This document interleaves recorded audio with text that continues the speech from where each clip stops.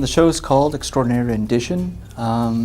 Took place and opened at the Bemis Underground, an extension of the Bemis Center for Contemporary Arts, on November 19th in 2010. It really is a kind of a multifaceted installation and exhibition of drawings, new media, performance, and other installations that really address the concept of extraordinary rendition.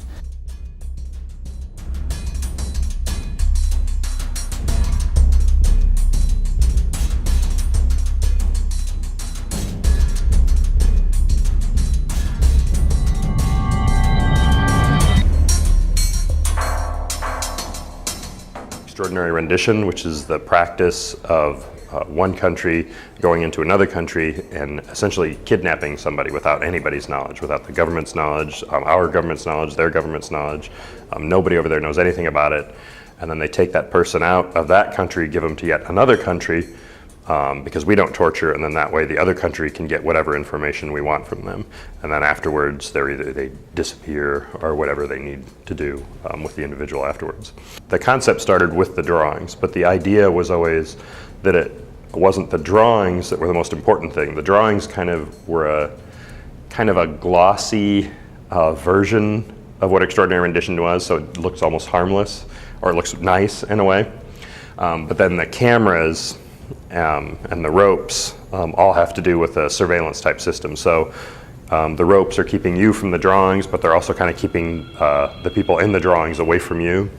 The cameras are recording you. You kind of stand on the yellow feet there, and the cameras are focused on you, and then all of that footage is fed back to a surveillance system, and that surveillance system records everything. Everybody that comes to the show records their reactions while they're looking at the drawings. And then back in that surveillance room, so it's not only about extraordinary rendition, it's also about the surveillance that's been going on. So there's an entire surveillance room, and there's walls of monitors that have, there's 12 different main videos, and then there's the 8 cameras that are feeding footage back there, 7 drawings and then 1 camera in the corner. And there's another camera that's actually doing a live feed to the web. So anybody, in fact, during the opening, somebody in Reno was watching the live feed of the opening while it was happening here in Omaha, which was nice. And then the main projection is the one directly behind me, which is actually, I mean, there's an obvious illusion happening there, but the more subtle stuff is that it's actually Air Force One flying around, and it's actually flying around First National, so it's actually flying around the very top of the Omaha skyline. So on 9/11, that's where Bush came here to kind of escape or be protected or whatever. That's what you see when you're inside the interrogation room. When you're outside the interrogation room, all of the light that's collected from the projection is collected in little boxes inside this wall construction.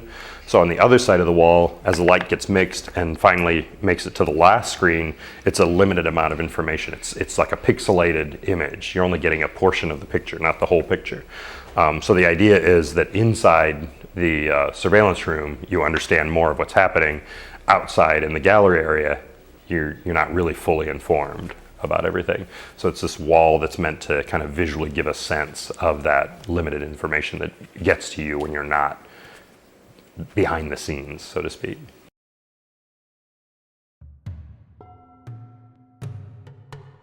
We had performers at the various entry points. We had 2 checkpoints. One was at the main entry, where really we do bag checks if necessary, or we'd ask them ludicrous questions, or I think one of the popular ones was, do you have Lucky Charms in your bag? Or, there would be these sort of, you have Lucky Charms in your bag, or Honey Nut Cheerios, or, ask just these sort of off-the-wall questions where you were really asked to not only answer the question, but maintain a sense of seriousness based on the question being asked and how it was being asked. We made people wait. We made people, sort of take their coat off, put their coat back on, set their bag on the counter, do sort of mock scans of their belongings. And I think it was very impactful for people. They talk about that particular sequence of checkpoints coming into the space as memorable. You know, even in many cases more memorable than the torture scene that went on in the gallery. I think people talk about that. Then they kind of wait in a line and they, you know, maybe get a drink along the way. And we had the servers put little sugar pills in the wine or the beer, and not even talk about it. And oddly enough, I think people, did you put something in my drink? And they'd say yes. Like, oh, okay. And they'd move on without really asking what went into their drink. Some people came back and asked for a drink without the sugar pill, but the second checkpoint then was sort of a check of the stamp that they would have received at the first checkpoint on their hand with a black light. We had a Jamie Burmeister piece that photographed them at that checkpoint.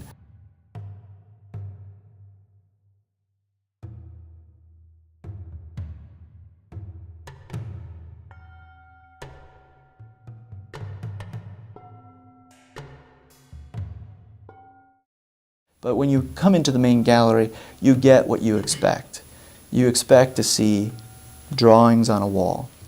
The subject matter of the drawings is torture, and maybe you don't recognize it at first because really the drawings are large scale, they're very detailed, and really they're quite beautiful in their portrayal, even though the portrayal is of sort of these torture scenes.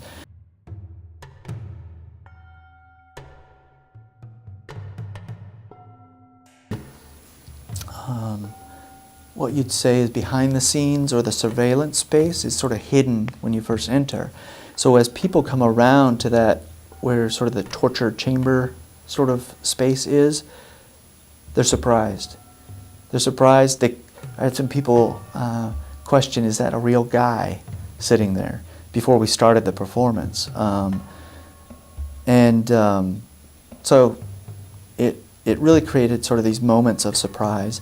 And then when further back, when you get into the surveillance area where you actually see the output of the cameras that are connected to the artwork, you also see the wall of videos where you get this sensation that, you know, maybe that there are other rooms within this building where torture sequences are happening, and you know that they're being output here, and that you have these guys writing gibberish down on paper,